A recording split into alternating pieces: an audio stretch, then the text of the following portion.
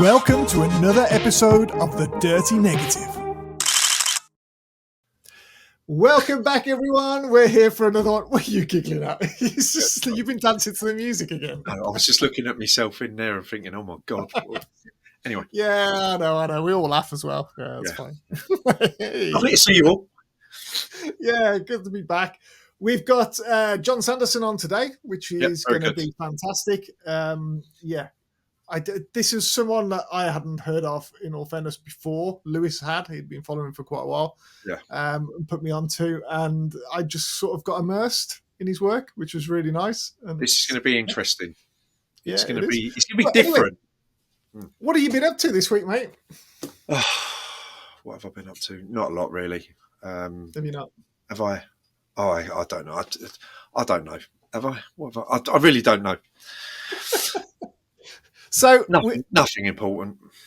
We had to get some stuff delivered to a client for an exhibition that they were doing, and they'd spent a small fortune. I'm talking tens of thousands of pounds on this conference, and it was cutting it fine to get it there. They were travelling up on the Monday, and my supplier was put the stuff together and was delivering it on the Saturday morning to the guy's house, you see, which was great. But because it was manually done, because it was a weekend as opposed to on the system, I couldn't get any tracking numbers or know where anything was. So I just took it that it had gone and everything else. So I reminded the client that the delivery was coming on the Saturday, and then afternoon came and I hadn't heard anything. I started to panic because I'm like, wow, what if it's got lost? The courier's lost it, or what if it didn't go out of production? And everything was going through my mind. I was like starting to sweat, which is really unusual. I don't like to put myself in that position. And 3:30 came, and I sent him another text saying, "Has it not turned up yet? I was expecting it first thing this morning." And he was like, "No," he said, "we've had deliveries all day here, and nothing. It hasn't turned up." And I was like, so I rang him. I went, "Look, right, just to let you know, I've come up with these solutions to try and fix stuff on Monday morning at 9 o'clock. We'll do this, and this is the order we're going to do stuff, including getting stuff reprinted, and I'll take it down to London myself for this exhibition." I was like, right, I'm going to do this. I was sweating it, wasn't I? About 8 o'clock at night, he rings up. He went, we've got it. I went, oh, what? They only just delivered it. He went, no, it's delivered at 9:30 this morning. He went, my wife took it in and thought it was for her, and she's just literally opened it up in the kitchen and went, "Oh, this isn't mine." And I was just like, and I went, "Are you sure this is not your doing? Because it sounds like something you'd pull as a prank on me." Yeah. And he was like, no, I wouldn't do that to you. So yeah. All sorted, eh? Also, I can't believe the stress relief just went off me like that. I was just like, bliss, absolute bliss. So yeah, You've that been was to the my gym as well, weren't you? Yeah, can you notice? Not really, yeah, mate. I've started back at the gym, mate. It's just yeah. So did someone hold the door open for you then? I had to walk in sideways, mate.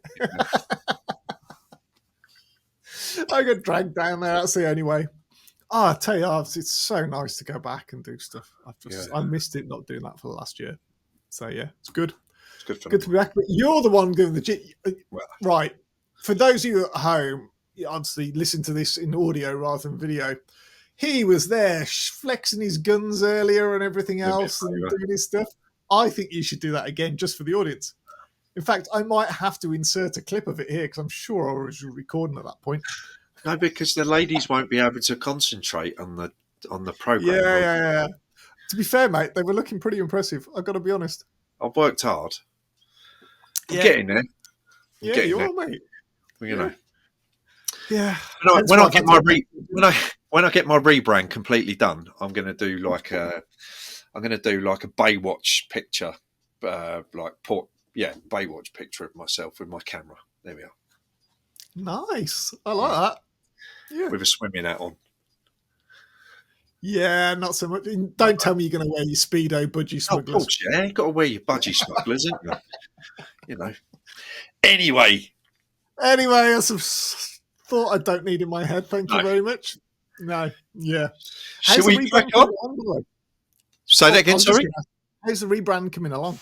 Yeah, we're You got getting there. I'm logos. getting there. So yeah, I'm really quite looking forward to it. To be honest, it's I hope my career is going to go in a direction that I want it to go in. It's funny how things take 20 years, and you think, why didn't I think of that 10 years ago? Yeah, But um, you know, when you listen to people like hopefully John, who comes on and explains to you how maybe his career's gone and how things fall into place over time. I think when you're doing it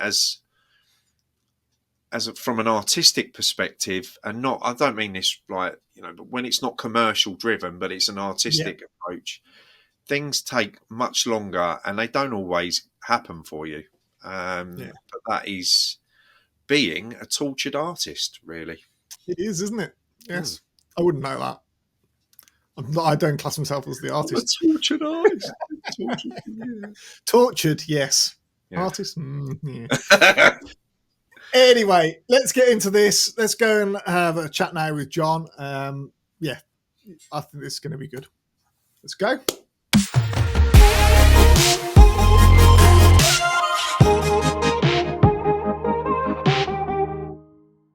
Welcome, John. It's an absolute pleasure to have you here on the podcast today.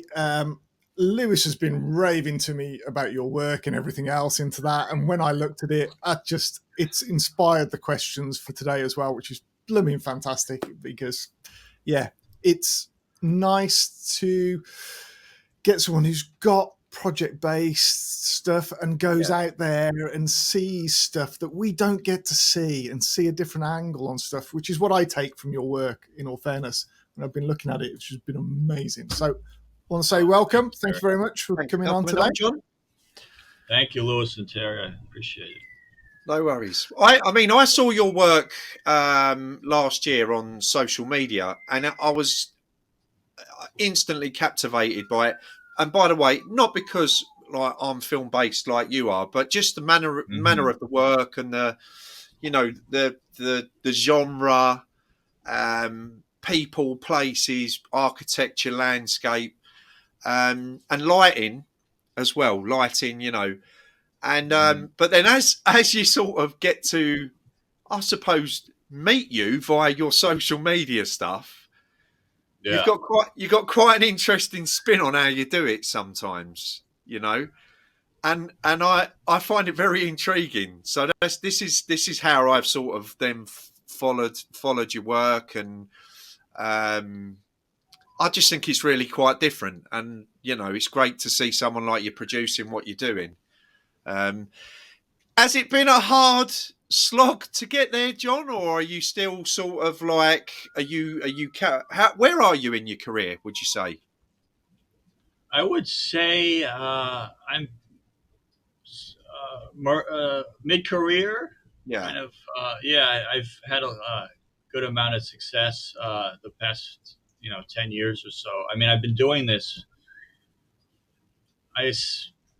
Say that I started as a professional with a real intent to make work that I felt strongly about around 2008, 2009.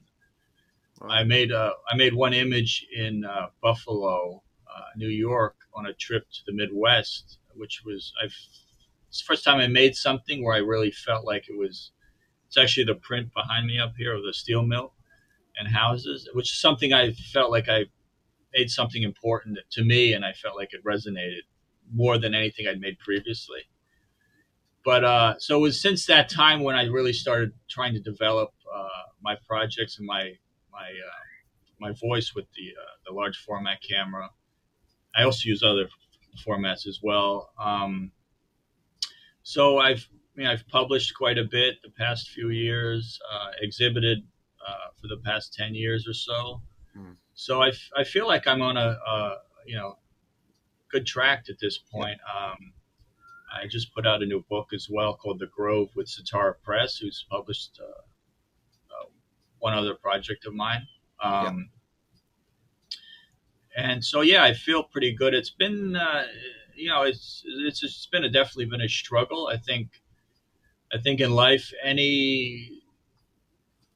anytime you really want to push the boundaries, and especially with a creative practice, and you're trying to find your own voice and how you want to, what do you want to put out there in the world? Really does take a long time and years to really develop that and figure out what your themes are, what interests you, how do you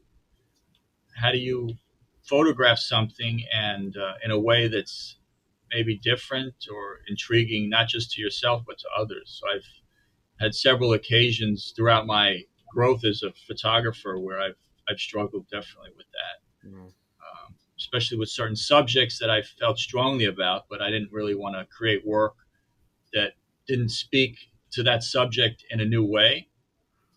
So so that's a brief answer to your question. No, that's it. Yeah, because when I study people's work like yourself, it's not just this might sound ridiculous. It's not just a photograph to me. There's so much more involved in it. There's so many messages in there that you have to sort of.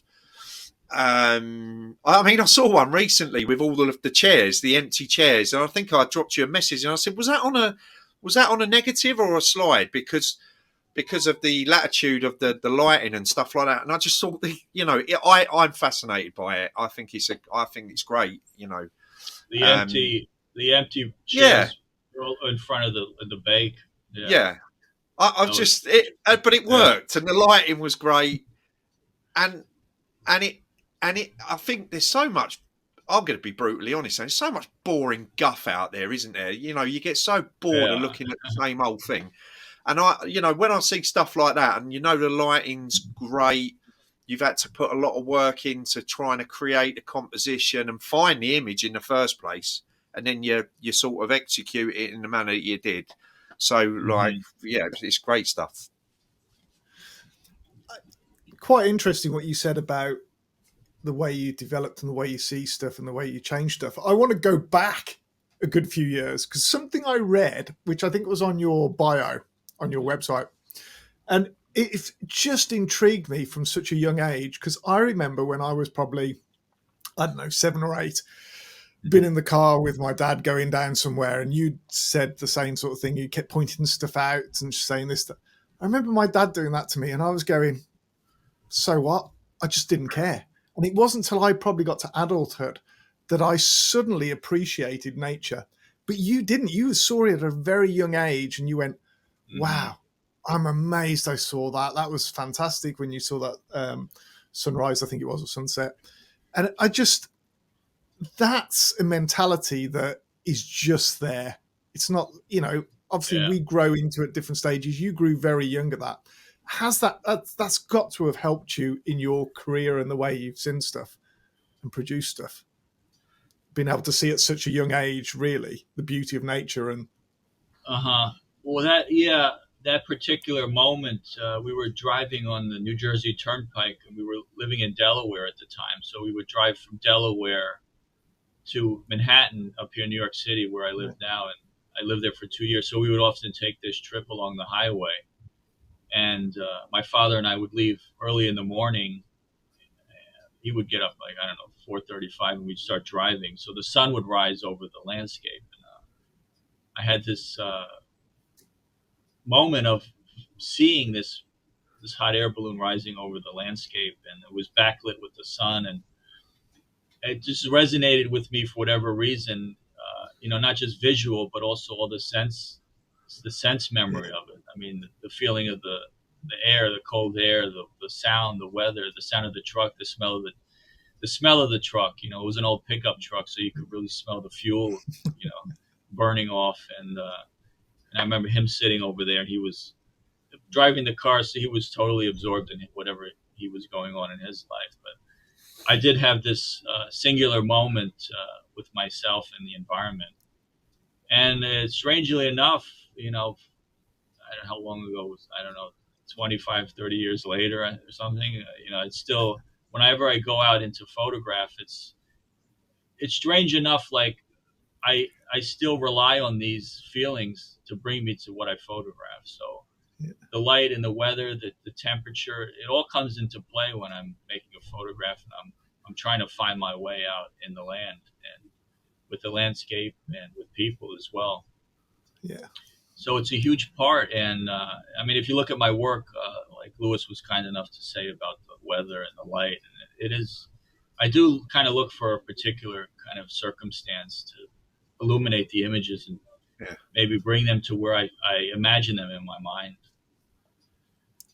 And talking about your work onto that, because you do a lot of project-based stuff onto there. Is that when you, from the psyche of going out and looking for work, do you work from that principle of creating a project? I'm saying this because I think it helps other people if they understand how people who have been there and done it think, really. That's a huge, that's when you were asking earlier about, the challenges. It's true that the one of the big challenges, I think, for me early on, and I think for a lot of people, not just photographers, but painters and writers, it's the fact that how do you shape all these thoughts and all these inspirations and these photographs into like cohesive, but not too cohesive, because you don't want it to be didactic, and you don't want it to be predictable projects or themes or whatever you may have. So it takes a good amount of effort to find that and to create those narratives. For me, it was the thing that I found like early on, like around that 2008, 2009 time frame, and maybe slightly before, when I was, because I've been photographing since I was a teenager, like 14, 15 years, 16 years old. And I can speak more about that the earlier years, but back then I was coming up against, I had this real block of photographing because I would be trying so hard to visualize what I wanted to photograph that I ended up kind of psyching myself out. So I just wasn't creating the work. I wasn't photographing. I was getting in my way because I was trying to visualize it instead of just kind of like being with the place or whatever I was photographing, letting it kind of speak to me. I was trying to force too much onto the place or the scene. So what I realized is I kind of just let go, and I just started shooting more freely and not placing so much on the final result. And I just kind of shot a lot. And then these themes started developing in the work, which I wasn't totally conscious of at the time. And this is probably most clear in like the Railroad Landscape Project, where I photographed the American Railroad and the environment. And that's probably my main project, the first big project that I did. And that came about because I was just going out and I was photographing, and I was really living in these environments through the images. And that's when the themes started developing with the architecture and the railroad tracks coming together. And they started speaking together through these different elements, and the tracks as a gesture, and the land and the architecture surrounding the tracks. So nice. That's kind of how my projects developed. Then I have some other projects like the Carbon County project, which is more of a blend of different subject matter, kind of more of an elliptical narrative. With your projects, it's a two-part question really. A, do you do more than one project at a time? And two, do you ever leave any open-ended that you can keep adding to them, or do you close them off? That's weird. Yeah, my publisher, he kind of nudges me a little bit to finish the project, but I do have a few of my projects are kind of long-term projects, like the Railroad Project, the National Character Project, the Highway Arbor Trees Project. And I love the fact that I can have these long-term projects, and there's no stress of like it has to be done. You have to wrap it up, because I feel like if you look at painters, you look at Picasso, you look at Edward Hopper. I mean, there's they had different phases in their life, the different periods where they were going through different things in their life, and their artwork's a mirror of that internal conflict and that struggle. So as I'm photographing these other long-term projects, I go out and I rediscover things. Maybe I'll photograph it a different way. Maybe it's better than the last one I did. So yeah, and when I go out, I'm shooting. I'm always looking for different things that will fit with the long-term projects that I'm shooting. So I will You know, it's respond your to. I will publisher that respond told us to. to ask that. Yeah. Right. I He know. was like, Right. "No, you got to ask him that. Get him to finish the project." Yeah, no, he didn't finish. Right. But Yeah. like Yeah. that's John. The thing now, I'm long term projects now with myself. Is something in my mind, but it's so difficult knowing when to release work. You got to make money off of what you're doing. So how do you?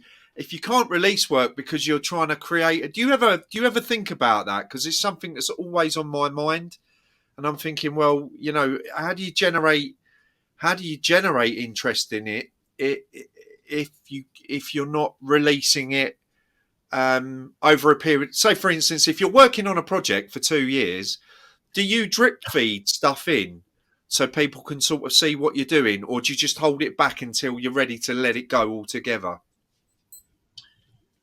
Uh, it depends really. Like this new project that we just released called The Grove, Hmm. which is a combination of my image, my photography, and a 25 quatrain poem that I wrote. Uh, these images I had never shown them before or anything like that, and it's kind of an off kilter project for me because it's black and white, Hmm. and I don't typically photograph in black and white. So yeah, and this we just released it, last week at the ICP Photo Book Fest. So this is all new imagery, and whether whether people will like it or not is it would be great if they do. If they don't, it's a very personal project for me. So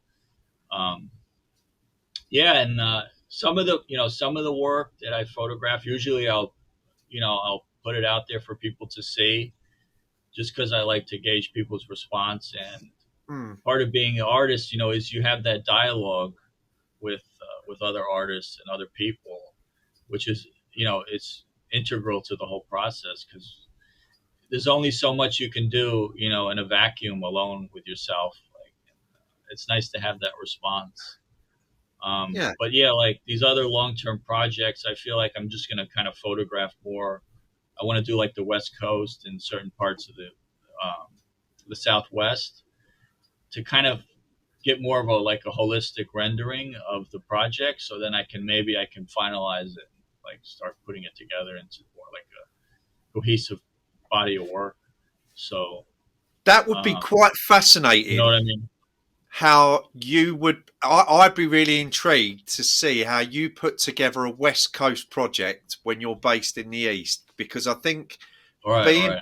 being based where you're based in the center of New York City, and then going out to somewhere like the West Coast, I reckon you could be.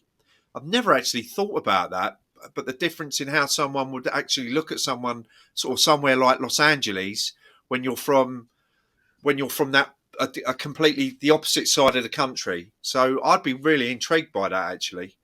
And a bit, Terry, it'd be similar to like we had Nick Carver on, and like Nick spends a lot of his time over in the desert, over in that part of the world, doesn't he, the West Coast? And it would be quite interesting to see what Nick would produce from, say, from a Philadelphia perspective or something like that. Do you know what I mean? Can I So just say, far out there. Mm-hmm. there's a theme here with photographers, no matter where.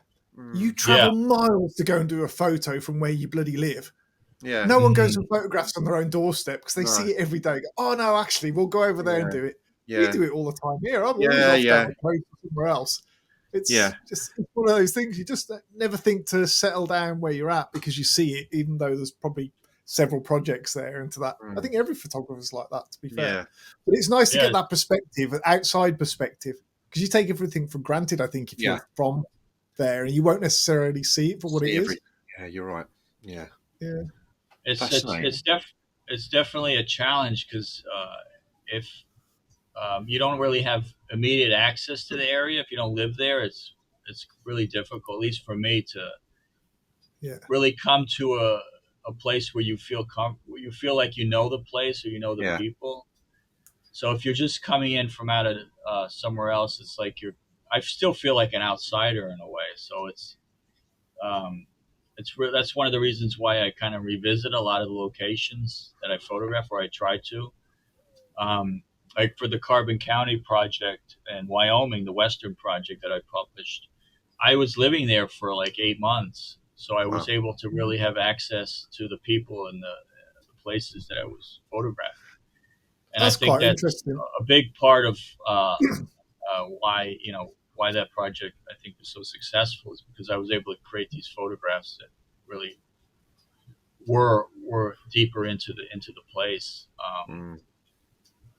And it's different. Like the landscape versus people, embedding within people and within communities definitely requires, I think, more of a commitment to being in a certain place for a certain amount of time and develop that relationship. Yeah. So I think it's interesting you got about the Carbon County project, because that to me is one of my favorite. I love the take on it, the whole story behind it, and the photos of it. It's probably my favorite. Have you got a favorite project that you've done that's been published, not one that isn't published yet? I think that Carbon County is probably the one that's been published that I feel most strongly about. So yeah, nice. it's just a well-rounded project, and it has a lot. I feel it speaks to a lot of themes throughout it. Yeah. So it has a lot of layers to it, which I feel very strongly about. So yeah, I have yet to put together a true monograph of any other projects. So, but that's, like I said, I'm hoping to travel more and get more into that. Within the next few years, hopefully. But I've exhibited, my railroad work, and in terms of viewing prints and exhibitions, I feel like the railroad work is really very, I'm very happy with the prints and the large format prints and that kind of thing. I think it speaks to a lot. I want to ask you something about your exhibitions. So yeah, this is probably off the track a little bit, but no pun intended. You did the Barcelona exhibition, didn't you? Was it?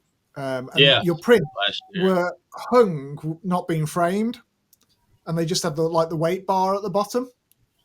If I'm correct. Yes. They were hung, off the wall using. Now I really love that idea for an exhibition, the way that was done, because it's easier to get your work out there, and you're not committing people to frames and styles when they might have a different decor in their house and stuff. And from that point of view, thinking of that, was it something they suggested and that's how they wanted to do it? And B, did it increase the sales of it because you didn't put preconceptions of a frame around something? So then my questions onto that, because I was amazed by that. I went, light bulb. Yeah. So it was totally their choice, how they installed it. Okay. And I was quite happy with it. Of course, it's, the print is just hanging there, so it's not protected in any way, so it could be easily damaged or what have you. But in terms of sales, I'm not quite sure what sold or not. They handled most of that. So okay, but it was very well received from what I hear. Good. I wasn't able to actually attend it, but it's quite a distance. That's a nice city, John. Barcelona. Yeah. It's a nice place. I just really I thought that was quite interesting in the way they'd done that, because that opened up. I look at, because I do a bit of marketing strategy and stuff like that, and looking at psyche and stuff in what we do, because it's commercial. We only work in commercial environments, and it was just, actually I could see that as a real selling point, doing it that way. And when I've put stuff in galleries before, I've always done frames, and I've chose it because I thought that looks the best. And it was just an interest in that. I'd never thought of doing that ever. That's the first time I'd really thought of it. And I just went, oh, yeah. So Were they okay. C types, John? No, those were pigment prints from Okay. from film, large Yeah. format sheet film. Yeah. Yeah, C What? prints. I've mostly done pigment prints. I print here in my studio in Midtown up to about 17 inches. I have an Right. Epson 4880 that's been going for at least 15 years now. It's a real Right. workhorse. More than Nice. 15 probably, but and then anything else is I have to outsource it. Yeah. Yeah, so mostly pigment prints at this point. Okay. Do you drum Yeah. scan, John, or do you just scan flat, like straight off of a normal, say, scanner? Do you send them in for drum scanning? For large prints, yeah. Yeah. Large prints are drum scanned, yeah. Okay. So, yeah, it's What it's made you? a lot. Yeah. a lot of, What a made lot you of choose film over digital? I mean, I know Lewis is a film only person. I'm a digital only person. In all fairness, done film in the past, but I'm digital only at the moment. What made you Totally. choose film, and especially doing large format? Well, it started in high school. When I was photographing, I had a mentor who saw what I was doing, and he suggested that I try shooting with large format, just because it suited my subject matter better. And at the time, this is like late '90s, 2000. So, obviously, digital wasn't as sophisticated as it is now. It was an option, really. And so I started with it, and then I was corresponding online, and I met a guy in South Dakota named Kent who sent me some of his 4x5 inch slides to me in New York so I could see what he was making. And this was probably a couple years after that, so probably like 2002, 2001. And I saw them, and then it kind of like reawakened my interest in large format.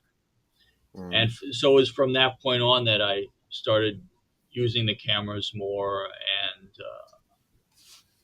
I just fell in love with the process of using the cameras. I loved how you see the entire screen projected with the image, and also the image controls for architectural work and even for portrait work. And also for me, I mean, with making the big prints, it's the resolution and the tonality that I can get out of the film that I really like. It may not have the color range that you get now from like modern sensors and things but it's still great. And I'm part of also the whole process is the fact that it requires maybe more work, because you have to scan it, you have to color balance and adjust. And I love that whole thing because it is more work, but for that reason, I think it imbues a little more meaning into my work. Because when I'm working on an image for maybe several hours, sometimes it takes a day or two to get everything correct. I feel like it's more cathected to me, the image. There's more in it that has meaning to me, and it's more important. Yeah. And I like that. That very spiritual and that very intimate connection with what I'm doing. And the process of the camera, as you know, it's much slower. It's more meditative. You take your time. You try to see the image in your mind before you actually take it, as some would say, like you pre-visualize it, so to speak, which is a term that's been thrown around. So as I was, developing, as I work now, I feel like I'm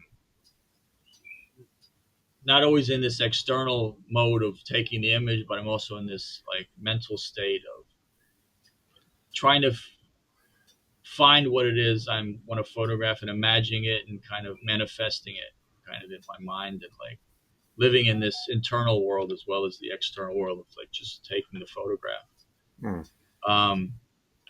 But again, it's like I have some other projects where I've been more externalized rather than internalized, so I'm just like responding quicker to the scene rather than just taking my time with the big camera. uh, which is like I have this project called the Ferry, which was taken on the Staten Island Ferry, which is a commuter boat Yeah. between Manhattan and Staten Island. And in that project, again, I made that work because I was a certain point in my life where I was commuting from Staten Island to New York, and it was kind of a necessity for me to take this ferry. And I had just come back from Carbon County, Wyoming, where we were living for about 8-9 months. And coming back from the West, it's like I was thrust into this place back in New York, and it must have been some kind of response to the place of being away and being like, all of a sudden I'm struck with all this diversity. But I just started photographing on the ferry with my small camera, and a lot of it is portraits and the kind of experience of like being surrounded with the bay, and the people that are absorbed in this commute across this long bay in the city of New York. So yeah, it's both, film and smaller digital. But they both have their purposes and both have their uses. And I think that's the great thing about photography is maybe more so with film, but you have different cameras which can not only produce different image qualities and different colors and tonalities, black and white or color, but the camera choice also influences what you photograph, how you photograph it, which I think is amazing. Like you're not going to shoot the same things with an 8x10 as you are with like a 35 or a medium format, maybe. So, which is what I love. Which is what I love about it. Yeah, the medium is great. Can I ask you, on your projects when you do stuff, if you've got people in, are you shooting purely natural light, or will you use a form of flash or external light or anything when you're doing the portraiture side? Not so much the landscapes are relevant on that side, but I'm on about when you do portraiture, because the light on them is fantastic, and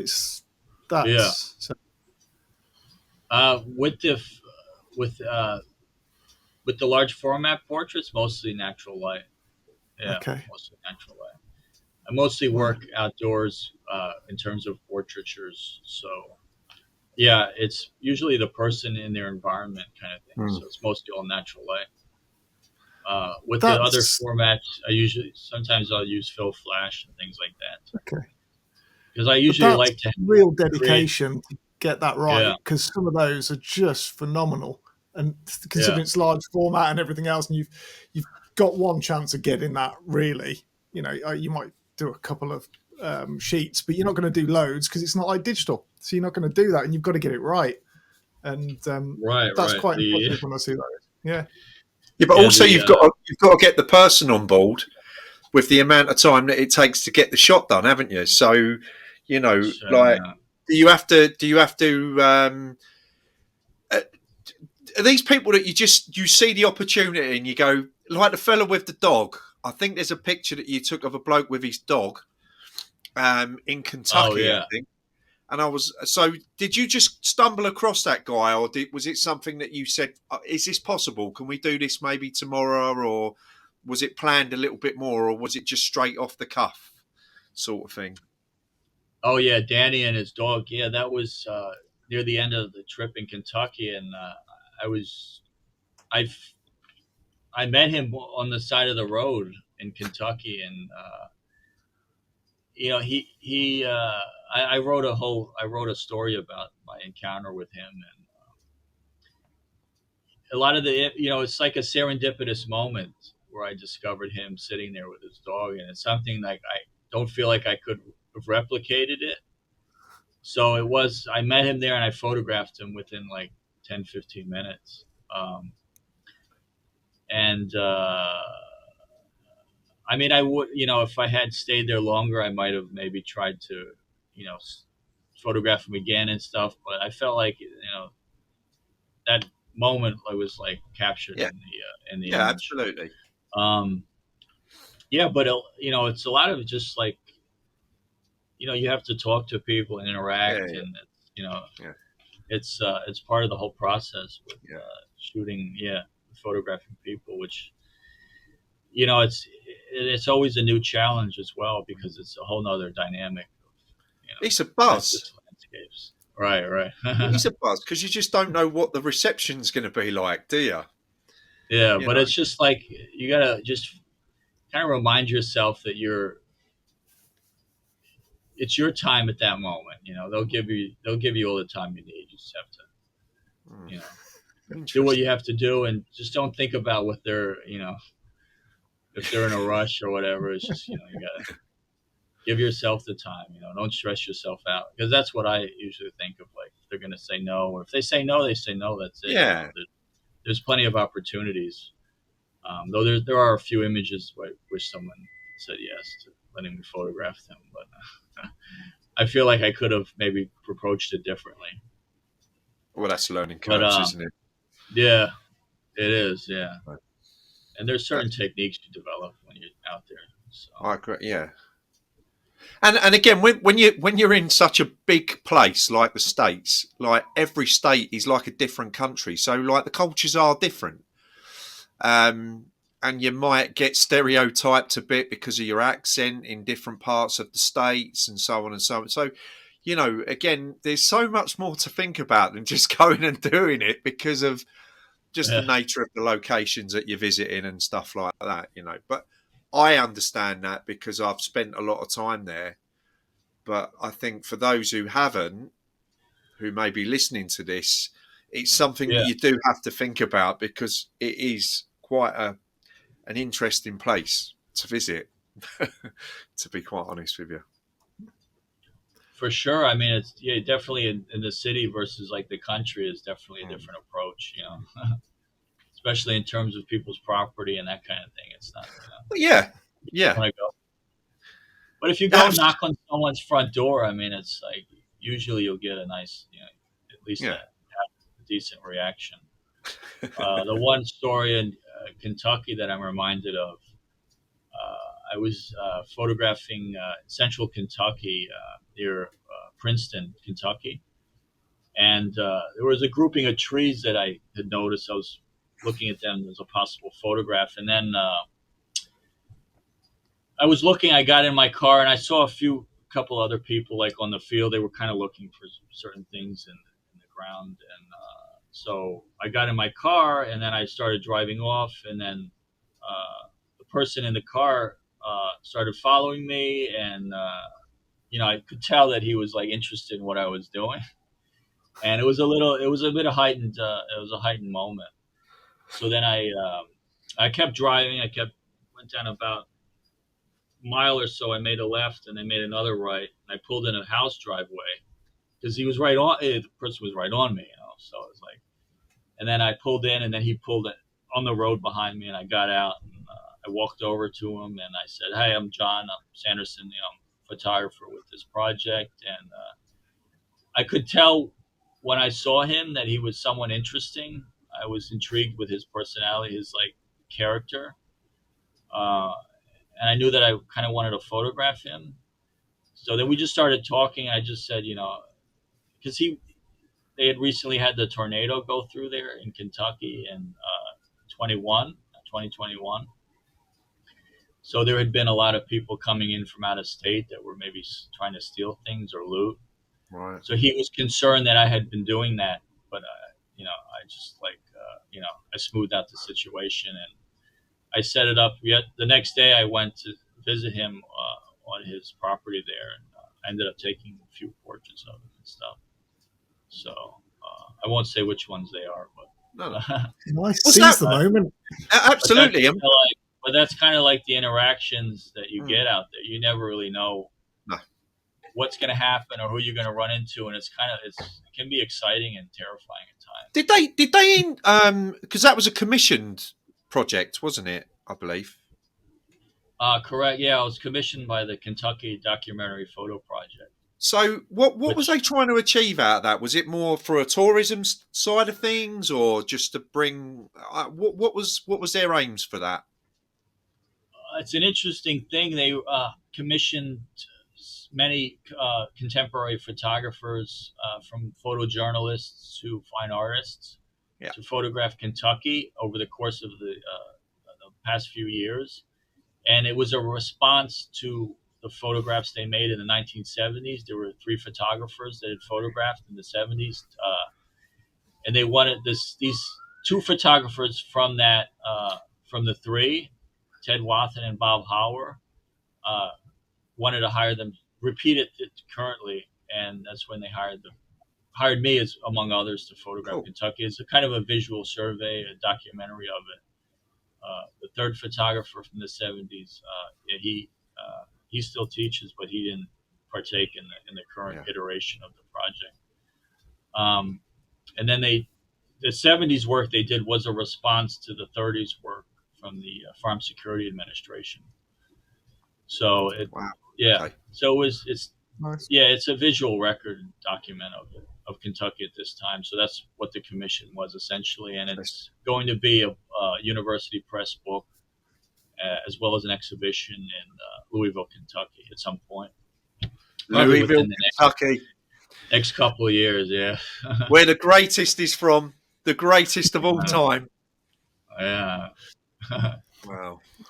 I want to ask about your work in terms of not your work, the way you get work. What's the best way that you spread the word of John Sanderson and put it out there as? What's the best? Is it exhibitions? Is it something else? What is it that works for you, that you enjoy? It's just, I don't do as much promotion as I should, I think. So I think it's kind of organic. I tend to like to just make the work and, just keep working. And then, but I do, I talk with people, curators, I send out a lot of emails, press contacts, and it's just part of the whole game, just being present. And being here in New York City, it's, you're surrounded with, the whole art world is here. So it is a big hurdle to leap over. But, I I'd just try to have stay that hurdle, John. Right. I know. I just try to stay on my own track and kind of keep making the work and pushing farther than where I've been before. Cool. But it is, in terms of, I think writing is hugely important for what you're doing, to anyone who's interested in, trying to further the work, is write about it and, really, really trying to figure out what you're trying to say with it. I do enjoy your videos, John.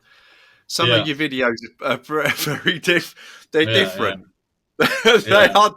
Do you sit indoors and do you think, well, how can I do this so that I can sort of make it just out? I've just seen one recently, and it was like, how did he think of this? Where did this come from? Do you know what I mean? And that's what I find quite intriguing about the whole process of what you do, is because it sometimes you just don't expect it. Do you know what I mean? It's just very off piece, like half your face. You was having you know what I mean? And I'm like, wow, what's so how did you come up with that one? I don't know. I think I was thinking of like, I come from a theater background also, so okay. I don't know. I no, it's cool. It's good to know. I studied acting for a couple of years, so I don't know. I was just trying something different. No, it's good. I like it. Whether or not it's successful or not, but I'm glad you liked it. It's cool. Different. It's just different. Do you know what I mean? I find it interesting.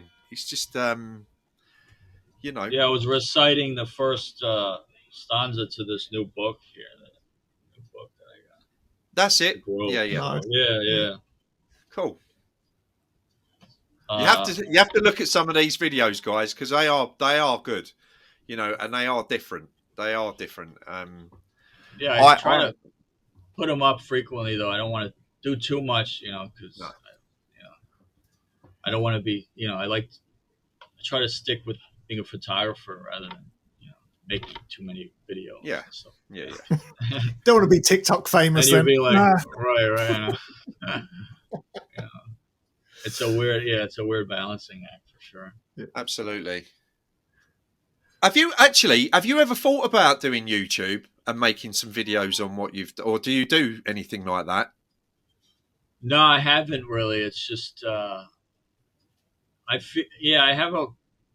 It's a thing where it's like to do that is probably a full-time job in of itself to make the videos, and then I always feel like if you're making YouTube videos about being a photographer, are you really a photographer, or are you know? It's like it's a weird thing. Yeah.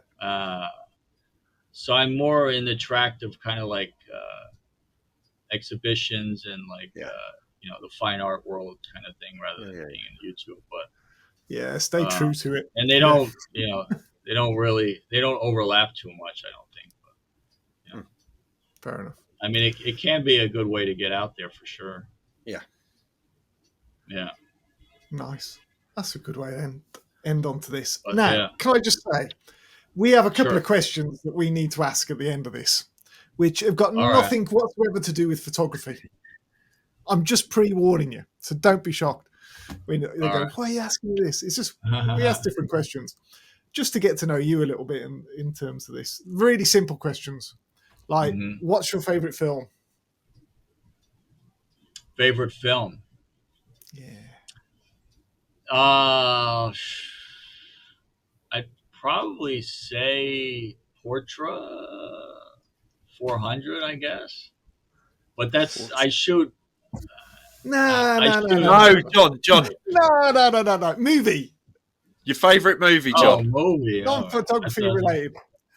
I thought it was more technical. But interesting. That Lewis wants to know that sort of stuff. So that's good. It's all right because we're on the same. There you go. Yeah. I shoot all different types of films, so it's like very, you know, must be a masochist or something. Chrome slide negatives. It's yeah. But favorite film, jeez.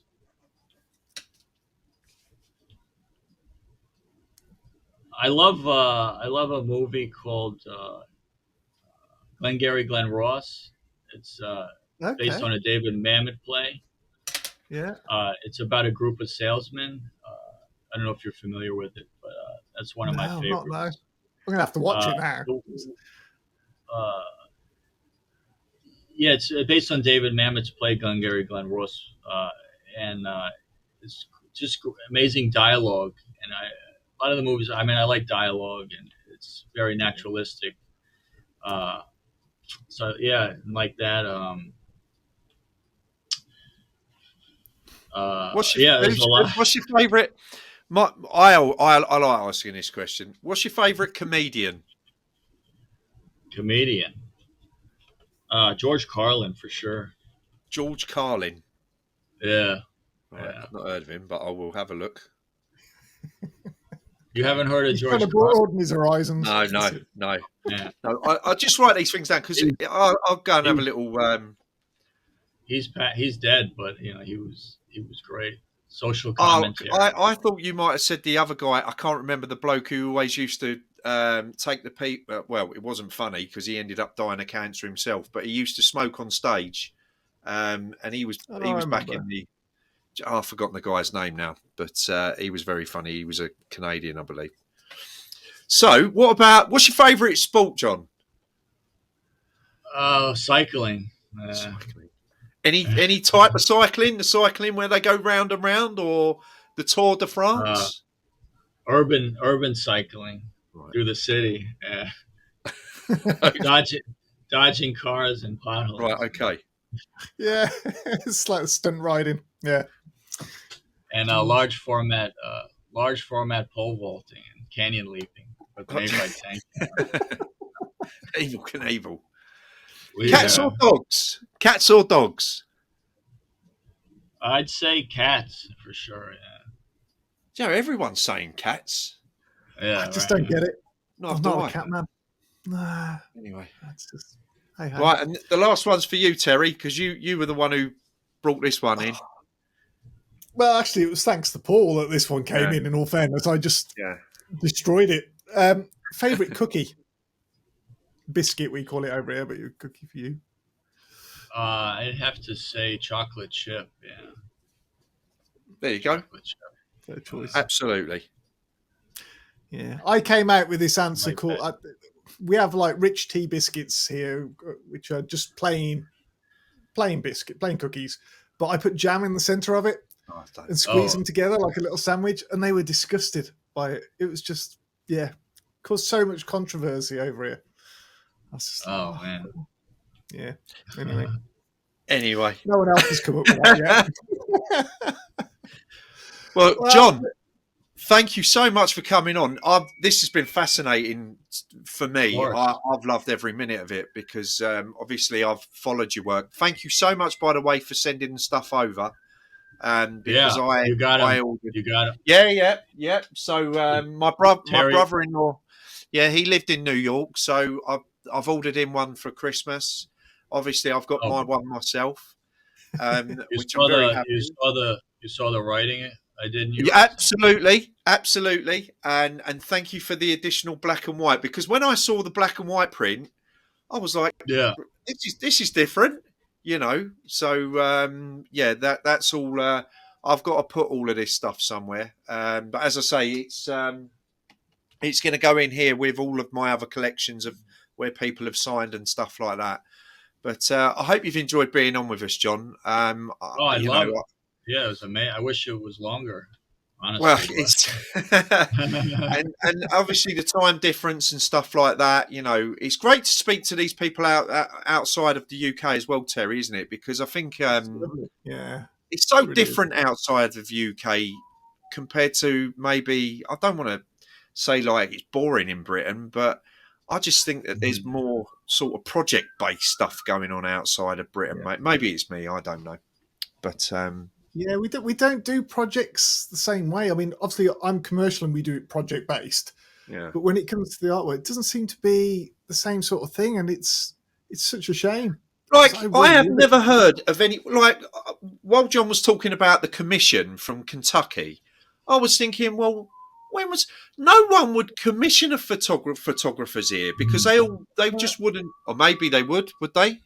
Oh, right, okay. The tourist board commissioned me for a 12-month project for a calendar for the local areas where I had. So they gave me 12 months notice, which was amazing. No one ever does that in commercial world.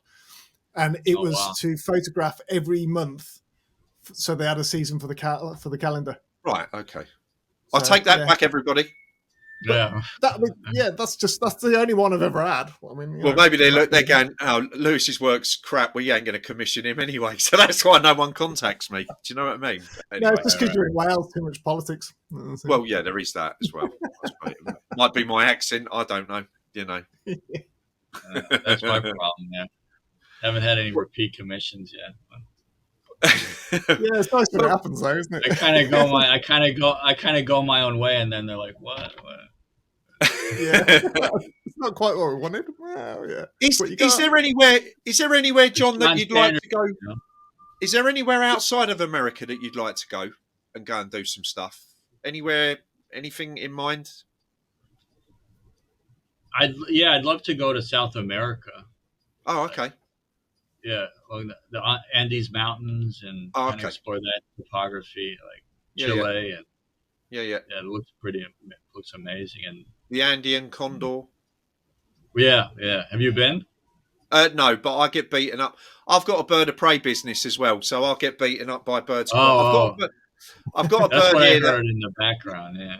Oh, that's the parrot. Don't worry. Oh, is the parrot going off? Because I can't even hear him. But no, I've got beaten up by a bird today from South America. So, and I've worked with Andy. I've worked with Andean condors. But anyway, that's enough about that. I want to see photographs of that. That sounds. You don't, honestly. When you live with them, it gets boring. But he's got the perfect opportunity. That goes back to what we were saying. You have to photograph on your doorstep, right? Well, I've got a couple of videos of them on YouTube where they flew off, and it took me 3 days to find them and get them back and stuff like that. But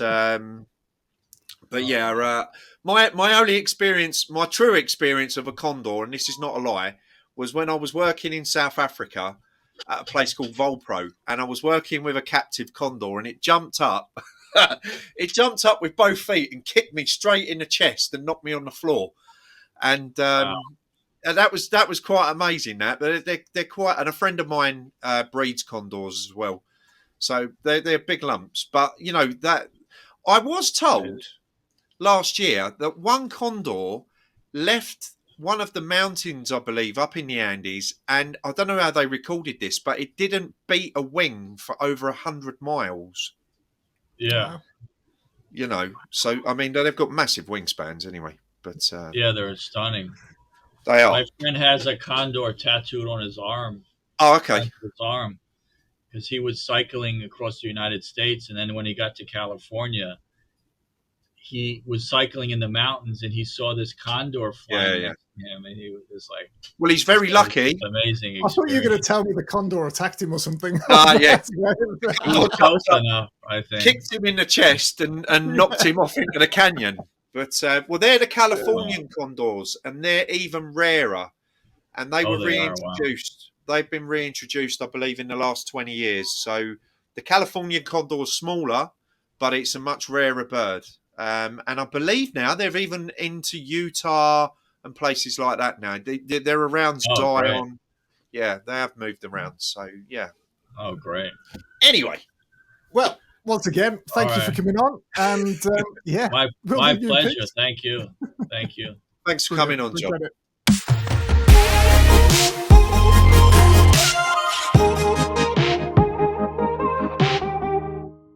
Well, I told you that would be different, Terry, didn't I? Mate, absolutely fantastic. I tell you what, and I know I said about like the project side of stuff. Actually, we might have said this afterwards in the thing. I'm not sure, actually. But I said about doing, I don't look at doing project work for myself because my day job is a commercial photographer. So most of my stuff, it's all project based that I do, and I've got all the constraints to it. So when I go and photograph myself, I want freedom. I might want to go and do some macro. I might want to do some landscapes, and I might want to be at the sea one day, and I might want to be at the mountains, and you know, and I might want to do some macro, some flowers, and I might want to do macro of a butterfly. There's no project there whatsoever because I've got total creative freedom. I've got total flexibility, and I'm not trying to please anyone or myself by sticking to a routine. And I think that having the day job in photography ruins that for me, and that I can't do projects because I look at everyone's projects like you do and John's done, and I'm jealous because I think that's amazing, but I just couldn't do it. I think it would soul destroy me because I'm doing projects all day long. John, you can tell John thinks a lot, doesn't he? You know, hello, I've just gone out of focus here. This has happened again now. It's looking better, mate. There we are. That's better. Yeah. It's probably looking better. Yeah, it was probably looking better out. Oh, it's happened again. I thought that was subtle. Yeah. It's probably the bright sunlight, mate. It's just coming in. No, you can tell, you know, there's so much thought, the thought process, and, you know, he's an interesting character, very complex work as well, you know, and subject matters and storytelling, you know, fascinating stuff. And, you know, I admire his work. I think his work is technically beautiful as well. You know, it's an interesting culture that he lives in the United States of America, and I think he shows that off very well, to be quite honest with you. I also think it's interesting that you and I both like the same project the most, which was the Carbon County, and he had referenced that actually as been one of his favourite projects to do as well, and I think that came through into that. Absolutely. There's something about that. So, yeah, I mean, go and check his work out, go and have a look, think of it from a project point of view. And this is something that I've noticed on all of these podcasts that we've done is the project element to everything. And I really do feel a bit jealous. Well, you'll have to do something, wouldn't you? Well, I don't think I've got the mental capacity to do it. I think well, don't bother then. I know. I'm sort of thinking I need to retire so that I can go and do project over here. And it's Yeah, so that's an option. Yeah, maybe I'll win the lottery and it'll be all right. Oh, do you know what? I sometimes wonder that. Well, it would be interesting if I had money to see how it would it change me mind process of how I think of things now to if I did have money. But that's totally different. You see, if I won the lottery and done that, I would go and do project based, and I'd go all around the world photographing and looking at stuff and exploring and putting the message out there at the same time. So you're giving something back, but you're having the flexibility to go and do what you're interested in and being able to do that full time. And I couldn't do that at all at the moment in that sense because you've got family and everything else. And Yeah. whereas I might be able to go, I can't take all them with me because they'd want to come as well. It's like, yeah. No, his work's great. So definitely check it out and go and have a look at some of his videos because I really enjoy them. I think, mate, I've got to go and do that now. Since you said that about his videos, I'm like, I didn't really pay any attention to those. I was looking at the pictures because the photography side of it. So now I'm going to have to go and do that. He's interesting. He just come into my mind. He's like the Tom Hardy of photography. Is that the guy? Tom, you know what I mean? Yeah, nice. Yeah, interesting. Yeah. Thoroughly enjoyed that. I like Tom Hardy actually. Have you watched his new? Have you watched? I've been watching Taboo. Have you watched that? That's bloody like 5-6 years old. Okay, well I'm obviously. I've watched all of that, mate. It's fantastic, really good. But he has got something new coming out that I'm dying to see. That I saw a trailer for it the other day, so that looks good. There's some good stuff in the pipeline at the moment. He's Anyway, thanks for coming on, John. Brilliant, really appreciate it. What have you got on this week, mate? I'm off to North Wales tomorrow. Nice. And then I've got some bits and bobs to do over the next couple of weeks. Oh, we won an award yesterday. That was nice. That's 9 awards now in 3 years. So that was rather nice. Mate. And as you do, I might be having discussions with an NGO in Africa about sending my vulture out there for a breeding program. Oh wow! Yeah, blimey! Which is it's a big thing for us. Well, and me, I suppose. Well, she's a very important part of what I try to promote. But I think the time's coming now where she needs to be in a breeding program because she is critically endangered. And I don't think that being stuck in Britain is the best thing for her, to be honest with you. So that's something that I'll be working on next week. Nice that you're thinking that way, mate. Yeah. Difficult though, but yeah. Yeah, it's the right thing to do. Yeah, fair play. I'm not going to start crying, don't worry. No, don't do it, mate. Don't do it. Yeah. What about you? Well, you up to much? Yeah, we got September's silly. I don't know what it is. It's silly for us at the moment. We've got I'm photographing toys for a couple of days. Right. Yeah. What sort of toys? These are Please say cuddly toys. Please say cuddly toys. Not those sort of toys, mate. This podcast's going on a whole new level. Yeah, no, these are toys for children with special needs. Oh, excellent. So light sentry sort of toys, special apparatus toys and stuff like that. Which is really good. And we got children in to play with these and to do stuff. And we've actually built sets inside the warehouse for this. So there's no sets. We built them all from scratch. We haven't. I haven't. They have. But that makes life a lot easier, doesn't it? Yeah, but it's just like 2 walls, so you've got space to move around and do stuff, and it's just, and you get what you want at the end of the day. Yeah. So it's been quite nice into that, and we worthy project. Yeah, it is actually. Lovely. They do some amazing stuff. Yeah. And fair play to them. It's good stuff that they're doing. I'm really, really impressed. So we've got all that set up for a couple of days of that shoot, and so that's my main focus at the moment. There we are. Keeps me out of trouble. That's it. I'm quite looking forward to playing with the toys, I've got to be honest. Just to see me in the light tent going, ooh, pretty. Yeah. Well, it's been a good season so far, hasn't it? It has, yeah. We've got three more lined up for this season, I think. I think that's right, 3 more. So, yeah, that'll be good. So, thank you, everyone, for joining in and Absolutely. listening. Thank you. Hopefully you're still here and you haven't gone. Yeah.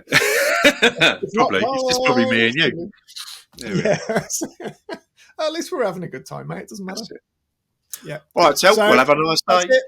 And we'll see you all on the next show. See you later.